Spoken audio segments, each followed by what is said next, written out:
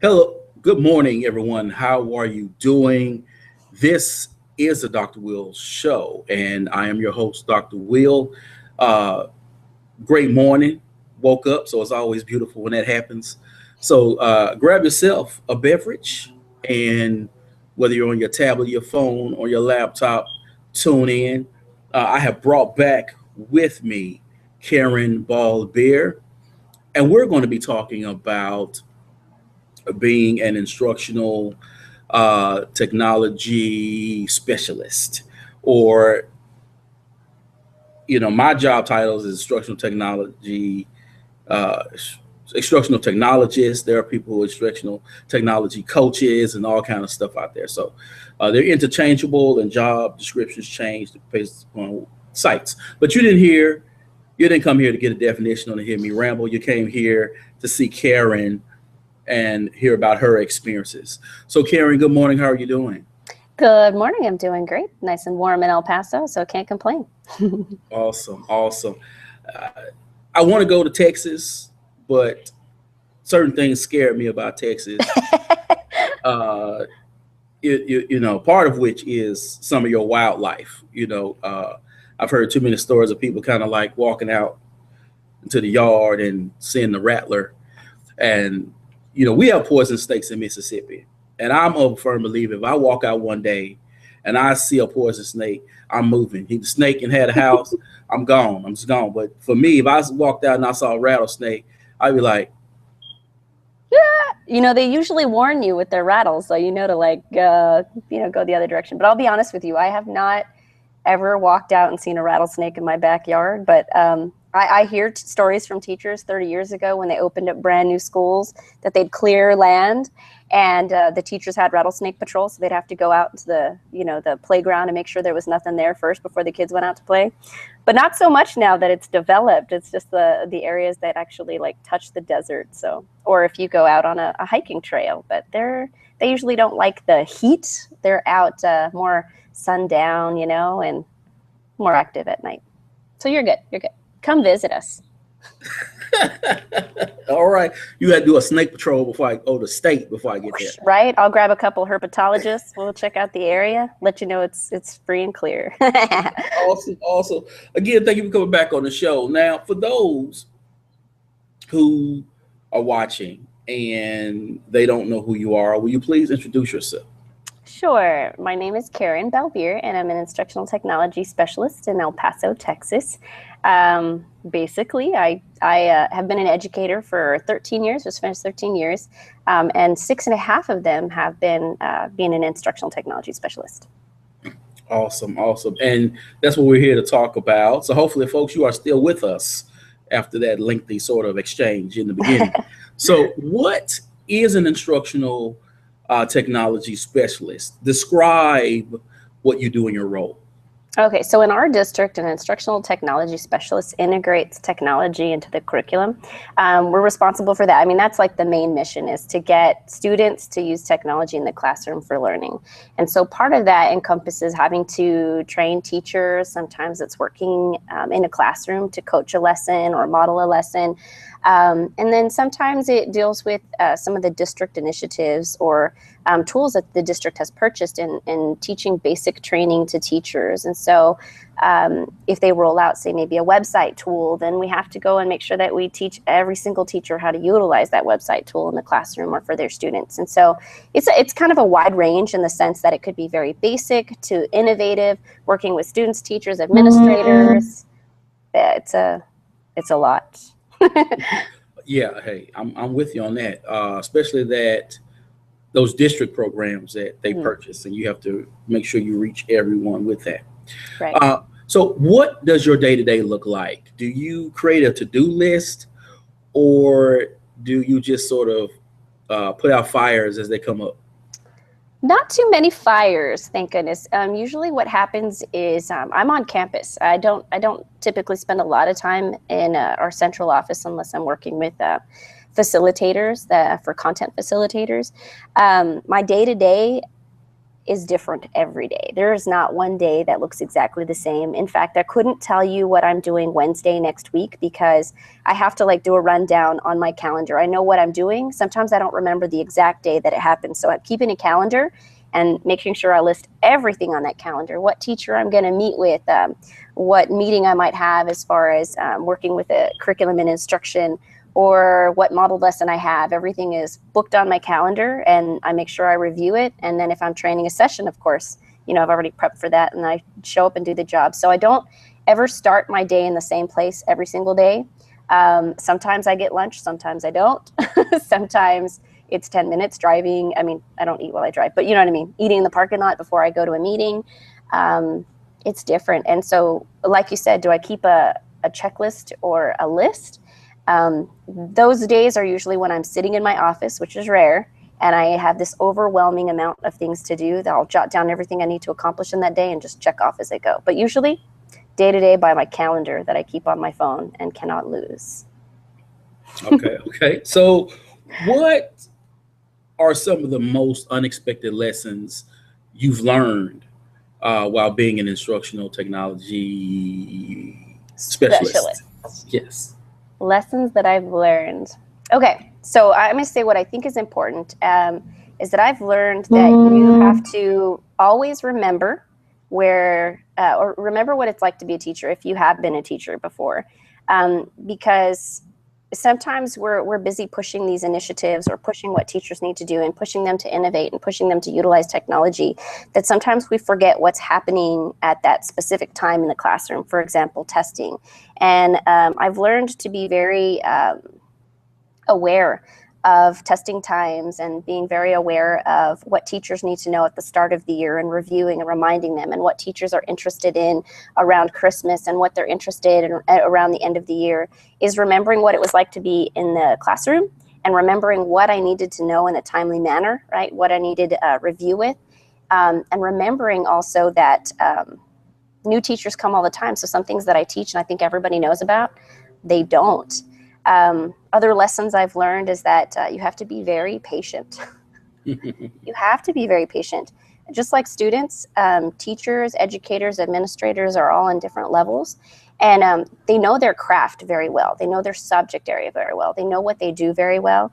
But they may not always be an expert in what I'm an expert at. And so meeting halfway and learning from each other is so important. And taking your time is, again, very important. And so I've learned to be patient.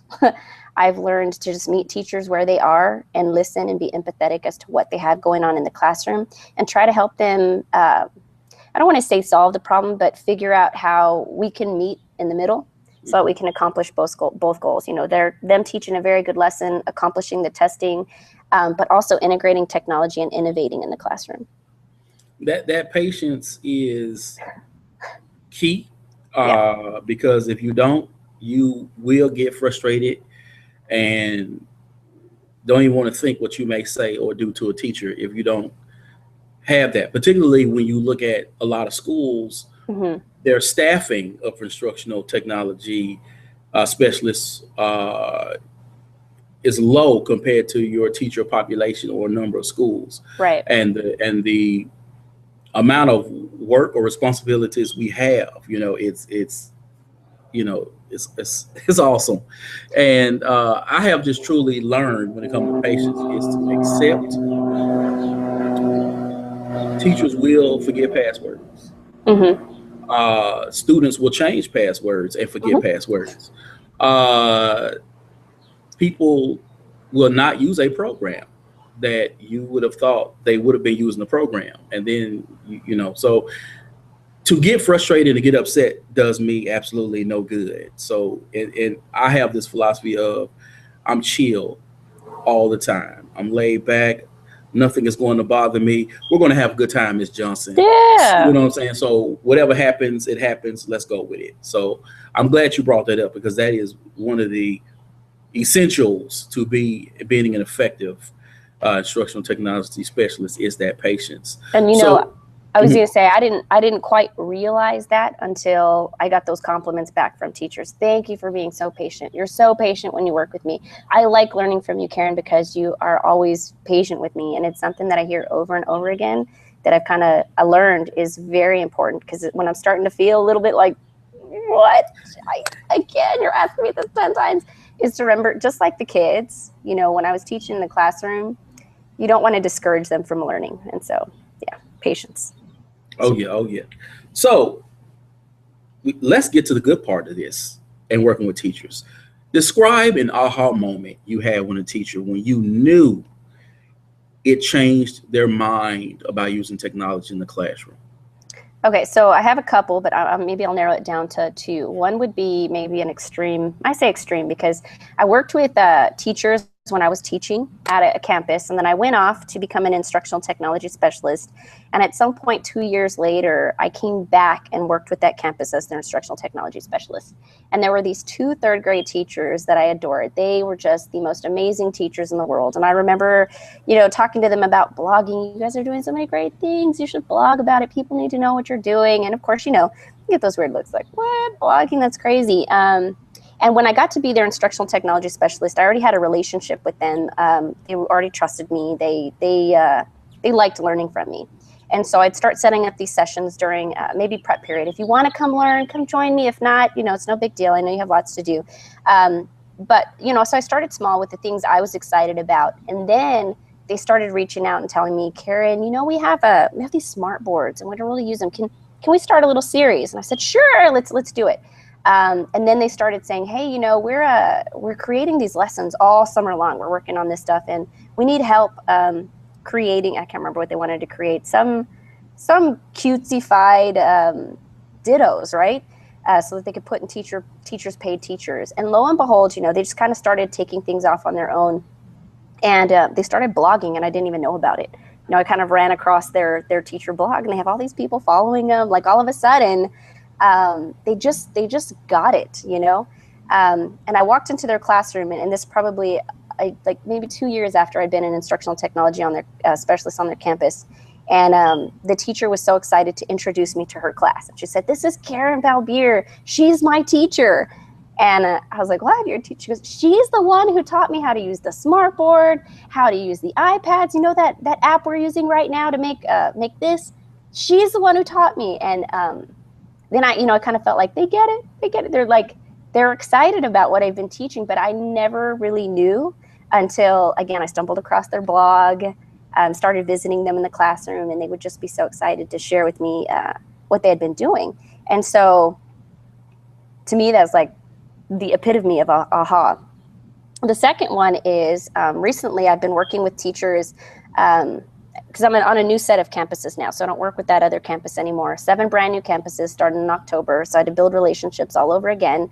I didn't know where teachers were on their campuses or how comfortable they were with technology. And there's a particular pre-K teacher that I've been working with on integrating iPads into the curriculum. And I remember meeting with her to start her teacher website. She said, Karen, I am that teacher who does not get it. I was like, what do you mean? Karen, when you tell me that my username is the EPISD username, I'm the one that types EPISD username. And I was like, what do you mean? I don't type my username. I type what you told me, EPISD username.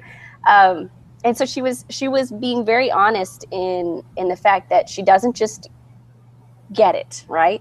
She said, people share things and I don't go back and use it with my classroom because I'm so scared. I'm so scared about, everything that's going to happen.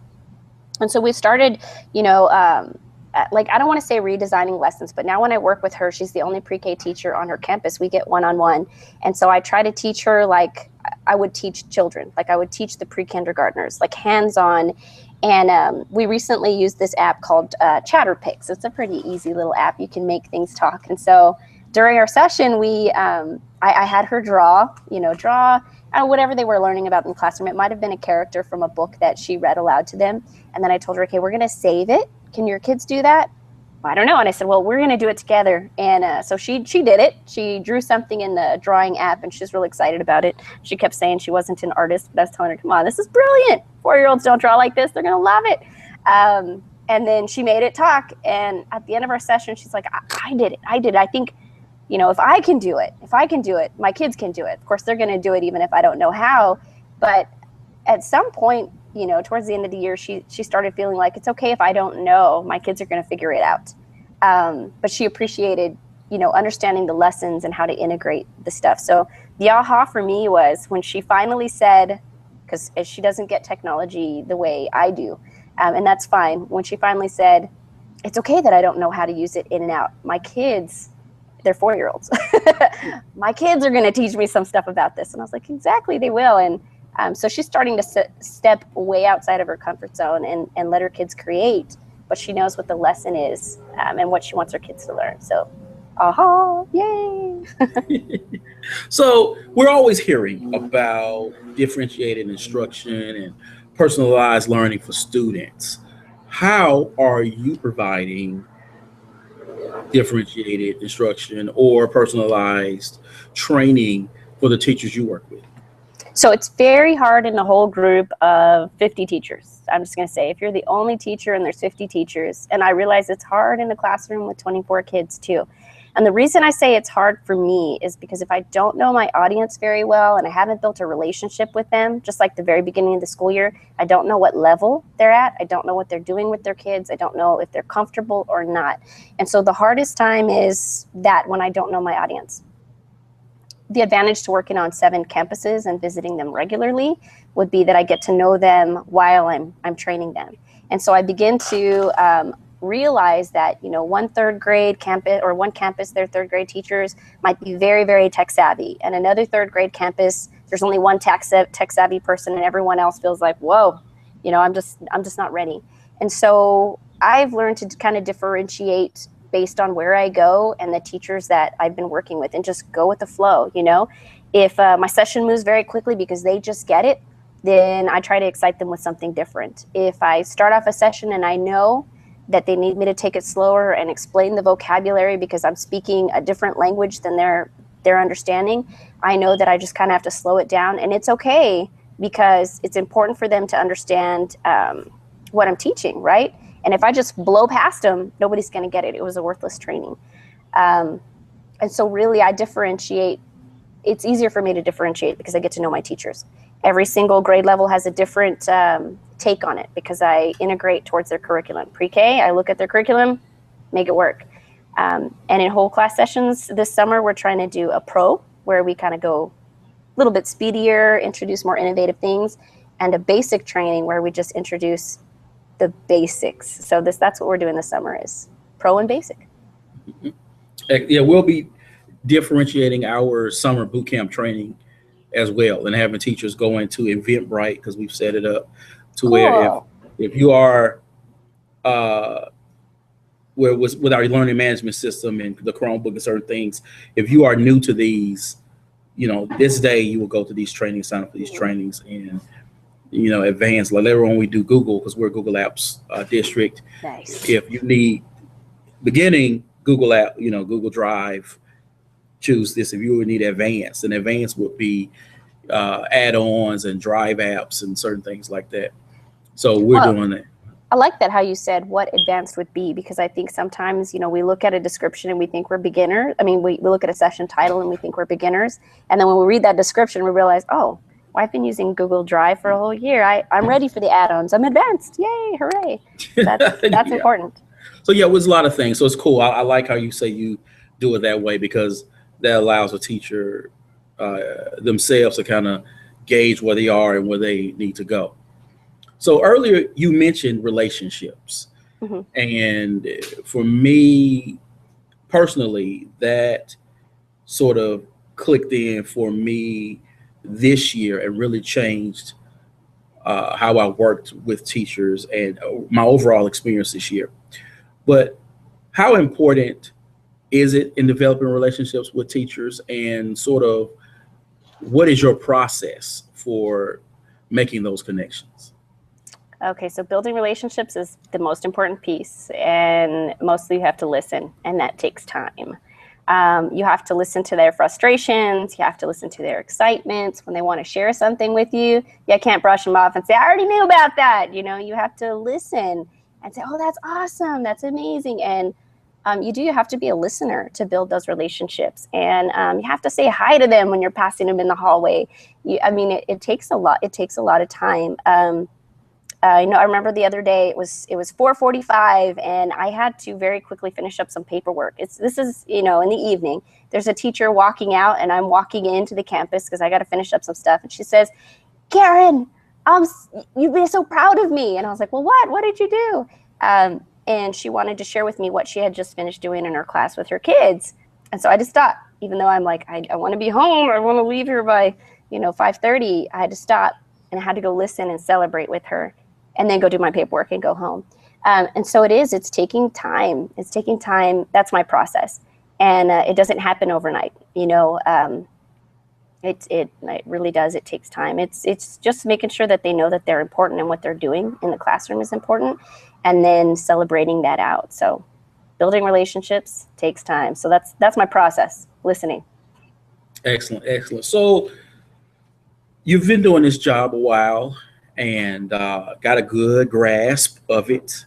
I think so. And and maybe you've seen, colleagues come and go over the years. What would you say are the qualities or characteristics that are needed to be successful as an instructional technology specialist? Well, it's the qualities that are important. Patience. Patience in working with adult learners, because if you're an instructional technology specialist, you're working with adult learners. So again, patience. You don't want to forget what it's like to be in the classroom. I would say being excited, motivated, because you have to be self-motivated. Because a lot of times, teachers and campuses are coming to you and begging you to come to their classroom. In my district, anyway. Sometimes I have to go and pitch and sell, and when I say pitch and sell, I have to be super excited and cheer my way through why utilizing technology can change learning and change teaching in the classroom. I have to go and talk to principals, even if I'm feeling a little uncomfortable about it, and tell them, hey, there's a session I've got to share with your teachers. Do you have any time? Can you fit me in anywhere? And then I have to ask teachers, hey, if you're feeling uncomfortable with technology, you want to team up on a lesson and we'll do it together, I have to offer and offer and offer. And so, yeah, you have to be self-motivated, and you just have to keep pushing through even when it seems like nobody is listening, and just keep being excited even when you think nobody is excited. Let me think what other good qualities there are. You have to be a learner, lifelong learner, because you have to keep seeking out more innovative ways to use technology in the classroom, and innovative ways to use it in each grade level, in each subject area. And so being a learner and a connector, I think being on Twitter helps a lot, because you can connect with a lot of instructional technology specialists, whereas in your district there might be a small handful. You can reach out worldwide and see what other people are doing. For me, I've learned a lot about just the way that technology is helping students become more global learners. And I wouldn't have learned that had I not been connected. So I guess those are the key things for me, I think, that are really important, good qualities to have. And I'm glad you mentioned adult learning, because often when we talk, especially amongst ourselves, we don't bring up adult learning, and we don't bring, and to me, why that's important is teaching students, children, from an instructional or pedagogical point of view is totally different from teaching adults. It is. And that's where understanding adult learning theory and understanding informal learning and understanding how you actually work with teachers who themselves have a different agency than students have, because they, at this point, definitely know where they are, where they want to go. Right. And to honor them as adult learners, and to work with them from that perspective is, to me, is one of the conversations that we often leave out when we actually even talk amongst ourselves. So we all have to learn a lot of tools with our job. I mean, that's just par for the course. But let's be real. There are tools that we tend to gravitate to the most, that we tend to love the most. And even if a teacher comes to us and say, hey, I want to do this lesson, there are certain tools that we recommend over others. Um, so in saying that, which tools or strategies are in your wheelhouse that you tend to favor? I tend to favor things that are not too complicated. And the reason is because when I share with a teacher, if it takes too many steps or too many, just too many things to get someone to buy in who's not interested in technology, that I'm going to lose them. And so I know just recently, right now, a lot of our teachers are making end of the year videos, and a lot of them are using Movie Maker because I guess they haven't attended any of my other sessions on how to use other tools besides Movie Maker. And Movie Maker is great and all. But I remember just recently, a teacher said, hey, they just re-imaged my entire computer and now I can't download Movie Maker. It's not on there. What do I do? Can you install it? And I can't because I don't have the techie administrative passwords. I'm the instructional tech and not the tech. There's a difference. And so I said, hey, well, have you ever heard of Animoto? It's been around forever. She's like, Animoto? Yeah, they have this educator account. It's so easy. It builds in transitions. It's going to save your life. What about music? It's already in there. Well, what about this? It's already in there. And so literally in 30 minutes, we built most of her presentation and she was sold. So I don't want to say Animoto is one of my go-to tools, but there's a couple that I keep in my, my hand, and this saved her in a time of emergency. So now she's hooked, right? And so Web 2.0 tools, especially those tools that companies give free educator access to, those are some of my favorites. So Animoto, Storybots, I love those things. And then my tool of choice happens to be the iPad because I'm an elementary, I specialize in elementary technology integration right now, and I'm working with 7 elementary schools. And we have lots of iPads in our district. That tends to be the device I go to more because they're already on campus. If you ask me about Google, I know how to use it for me, but we don't have a lot of Chromebooks and we're not utilizing it in the way other districts might be. And so my go-to tool is the iPad. And I have favorite apps that just get me excited. One is Seesaw Class. Have you heard of that one? I haven't. Okay, so if you have campuses using iPads, the more teachers start to ask questions like, how do I get this really great project off these iPads? I'm sharing it with 6 people or 6 classes. How do I share this with parents? I'm not comfortable with YouTube. Seesaw will let a teacher create an account.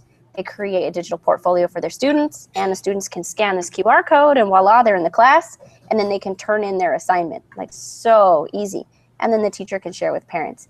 And so it's been like my tool that I'm so excited about because it makes sharing easy and it's safe, anything that students can create on like Chatterpix and Shadow Puppet and Educreations, a lot of the free tools that allow students to express and share what they're learning in the classroom that maybe a teacher can share out with another class and teach them. Those are my favorite kind of tools. So I don't know. I just get excited about anything that just makes learning exciting. But right now, I guess iPad tools are fave, and anything that you can use to create digital stories and movies in an easy manner are my favorite go-to tools. I hear you. I have 2 words: easy peasy. I mean, that's how I roll. I know that if it's going to take me a certain amount of time to learn a tool, I'm never taking it to a teacher because I know my technology knowledge versus some of the other teachers in my classroom. I mean, because teachers in the district. Mm-hmm. So when teachers came to me about, we want to build a website. So SPED, other teachers, but then SPED as a group came to me and said, we want to build a website. Immediately I said, we're doing Weebly. Amen. I said, we are not doing Google Sites. Now I'm a Google dude, but I said, there is no way in the world we're doing Google Sites because Google Sites is not for that person who needs to get in, get out, and be done with it. Right. And Weebly is, because if you don't know anything about Weebly, it is a straight up drag, drop, and you're done pretty much. It makes sense. It does. So You like, hey man, like about to pass I collection plate I around. love Weebly, but see, here's the thing: is I'm with you with that. And then when teachers start graduating from Weebly, because the thing is that I find with tools, like say Animoto, right? At some point, the teachers are going to say, once they've used it enough time, well, I want a voiceover. I want my kids to be able to explain. I say, okay, you've graduated. We need to go to Movie Maker. We need to go to iMovie. We need to use a different tool. But it's that aha when they start asking. You know, it's like that app smashing. They start asking, well, I can't. They finally figure out what the limitations are. Why I can't make it. You know, I need to add my student's voice. And I say, okay, I've got the tool for you. But it's not usually the one that I go to right off the bat because they're just trying to create a quick, simple slideshow. So, okay, here's your quick, simple slideshow. And then they start getting more innovative. And I say, okay, I got it. This is what you use. I think that's Weebly and Google Sites. You know, Weebly, super simple. And then when they start saying, well, I want to do this and that and the other, and you say, okay, well, you can't manipulate HTML way too much in there. You can a little bit, but here's where you go. Oh yeah, it's one of those things to where, and I love doing this job because I don't get bored.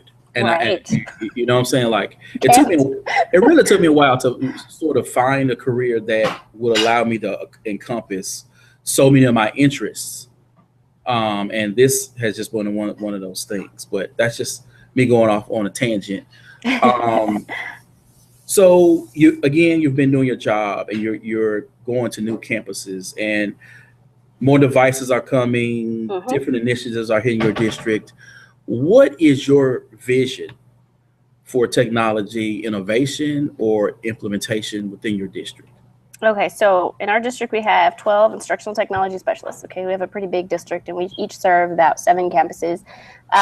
So I think we all have some different visions, which is neat because we get to listen to each other's. And I don't get to make the decisions in the district. It's kind of collectively, and there's lots of people above us. So right now, I envision, or I hope, that in our district, technology will not be something that's separate. I hope that it'll become more natural, like paper and pencil. You know what I mean? Like, oh, there's the iPad here. I'm going to go use it to create this, instead of this grand production of we're going to use the iPads today to learn. That it's just going to happen because it's the go-to tool, or maybe the go-to app, or the right kind of tool to use at that right time. You know what I mean? You know, half the kids might want to present face to face, and the other half might say, you know what, that makes me so nervous. I don't want to do this in front of the whole class and stand up. I want to use the iPad to do it instead. And so my vision is that it becomes natural. It becomes just one of those things, another tool choice that students can use, and it's exciting. Let's see, what other? I envision that our students can begin teaching other people globally. But I know there's a way to go to get there. That's my vision. And then just using technology more effectively to document learning, even if it's not per se a grand production, utilizing technology, that we utilize the camera and video camera to document other kind of learnings, like some of our hands-on STEM, you know, creating and building, that we're utilizing the technology along with it so we can document and share with other people that learning process. So. Awesome. So before we get out of here, we want to get your advice. Okay. All right. There are some teachers who, you know, maybe they're in your school, maybe they're on Twitter, or maybe they are anywhere. They come across this podcast and they're going through their mind going, I've always had an interest or a passion to make that transition, or I think it's a cool job, you know, how can I get it? But they don't know sort of how to make that transition, or how they can sort of prepare themselves for it. So what would be your advice for those educators who are interested in becoming an instructional technology specialist? Okay, so if you want to be an instructional technology specialist, it is a cool job. I'd say you can start now. You know, of course, you got to look around and see if there's some job openings, but you can start on your campus. I just want you to know that 13 years ago when I started teaching, I didn't know much about technology at all. In fact, I was one of those teachers that did not get it. I went to class with my students in a computer lab, and the computer lab teacher was teaching my kids, and I sat down and learned spreadsheets along with them, and I sat down and did the lessons, and I had my aha moment where I was like, oh my goodness, I see how this connects to everything I'm doing in the classroom, and I just became excited about it. So you want to be a cheerleader for integrating technology. And when I say cheerlead, yeah, cheerlead in your district, cheerlead in your school, cheerlead on Twitter, start a blog, share those amazing things, okay? Because maybe you become an instructional technology specialist, but maybe it's not at your district. Maybe it's somewhere else in a neighboring district. If you don't have a digital presence when you interview, that's probably going to be a problem. I know in my district, when they're looking for instructional technology specialists, they're going to Google you. And if they can't find you, well, that says something, because if you're into integrating technology, there's got to be some kind of little digital trail there. And so I think that's important. Start a blog and start small. The other thing is, on your campus, you might ask your principal and offer and say, hey, I've learned about this great tool. I'm so excited about it. Can I offer a session on campus? And maybe 5 teachers will come. But if you start offering something maybe once a month after school, pizza and this, or pizza and app, I don't know, what do they call it? Like an app smash or an app smackdown, something just to get your teachers on campus excited. And then I recommend invite your instructional technology specialist, you have one, to come app smackdown with you. So you're creating a partnership, and that instructional technology specialist that is working with you will know that you're interested. And if a position becomes available, they might say, you know what, you should see what this person is doing on campus. They're amazing. And you're going to become noticed, but you're not going to be noticed if you create these great digital tools and never tell anybody about it. You're going to have to start advocating for yourself. And I think that's what I would recommend doing, is begin advocating for yourself, speaking out about the great things your students are doing, and start sharing it digitally. Awesome. Again, folks, thanks for watching another episode of the Dr. Will Show. And thank you, Karen, for coming back. Awesome. Well, people, check it out. As always, it's going to be on my blog, okay? And I'm going to tweet it out. You can check it out and share it with other folks. And if you are interested in becoming a guest on the Dr. Will Show, hit me up on Twitter. As always, people, be you, edu. Peace. Bye.